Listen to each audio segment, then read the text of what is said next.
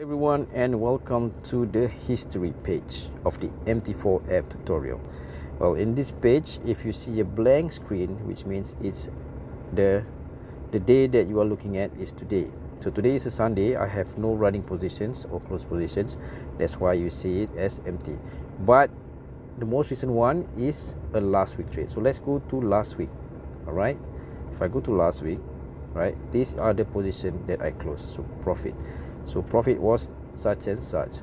So I want to bring you to the details. Okay, let's say okay, if you watch my previous video about pound CAD, I closed it manually because I had no take profit level. Hence, you won't see any colors by the side here. So for example, I want to show you an example of how would it look like for other pairs that you have set. Okay, look at the profit deposit balance. Okay, so I deposit 20 pounds, I make a profit of 39.1, so my balance is such. Okay, these are your overall, and down here on your right side is the losses and the dates which are they are closed.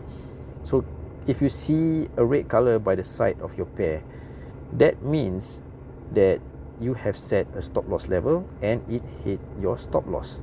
Okay, let's take a look. So I set a stop loss level at 80.5. There's an SL here, so that's why you can see a red color. Others are manually closed, or in other words, they can be stopped out automatically if you go over margin.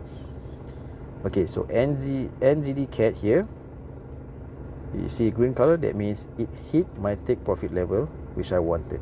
So same goes for all the other pairs. So basically that was it. All these symbols are just all this on top here, the dollar sign here, you can toggle between the pairs, and this is how you could arrange, right? Let's say by symbols, so they will organize for you. It's just like a computer. You can arrange by the type you want, the filter, and the profit. Okay, you can see how many losses and profit all at once. Okay, basically that's it. Bring you to the next one. Thank you very much for watching this video.